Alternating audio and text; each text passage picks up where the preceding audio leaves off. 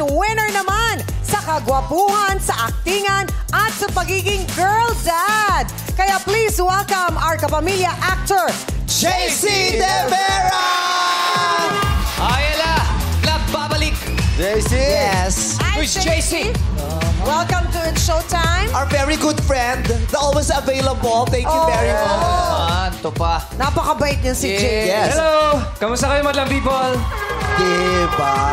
Isang tawagan lang dyan. Oo naman. Hindi pa tayo tapos mag-Christmas special. Sabi, may showtime ka, Monday. Yes. Yes. Nakaschedule na siya agad. Kasi nga yung JC niya, just call. Yeah. Just call. Just call siya. Kaya just call De Vera. Bagay rin pala kayo, TC ka eh.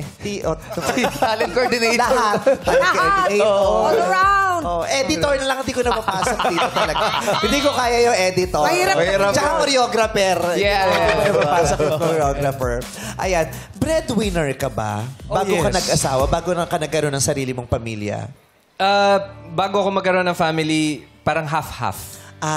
Pero syempre, nagkaroon na ako ng pamilya, tapos humiwalay na ako dun sa immediate family. Syempre, provider, breadwinner na talaga. Sole provider ka. Pero ang swerte niya kasi nung bago siya mag-asawa sa pamilya niya, meron siyang katuwang. Yes. Meron talaga. Kasi hindi lahat ganyan, di ba? Yung iba solong pinapasan yung buong pamilya. Kaya mabigat. Ngayon, lucky talaga ako kasi yun ang pangasawa ko. Syempre, malaki yung tinutulong sa akin. Kumbaga, hindi lahat ng burden na sa shoulders ko. Ano yung gusto mong matutunan ng anak mo about responsibility paglaki niya? Dapat talaga, yung resilience. 'Di ba? Dapat matutunan niya talaga na wala kang makukuwang maganda kung hindi ka magbibigay ng hard work sa lahat ng bagay. Dapat pinaghihirapan. Pinaghihirapan talaga. Hindi pwede yung dapat talaga delayed gratification all the time. Yeah, At saka yung pagbangon, yun nga yung resilience. Kasi Yes. hindi maiwasan, lahat talaga tayo may pagdadaanan. Yes. Di ba? Correct. Correct. Kaya kailangan merong resilient ka, babangon ka sa lahat ng pagdadaanan. Tsaka pag may anak ka, dapat ituturo natin sa kanila na hindi talaga madali yung buhay. Tama. Yes. Yung mag-anak, Tama. magpamilya. Oo, hindi talaga. Kasi akala nung iba dapat mabait tayo palagi. Hindi, dapat tayo maging mabait talaga sa mga anak natin. Pero ituturo natin sa kanila na, alam mo yun, pag lumaki kayo, hindi madali ang buhay. May disiplina yan dapat. Yung reality ng life. At saka, pag tumanda kayo at wala kayong ginagawa nung bata kayo, magsisisi kayo.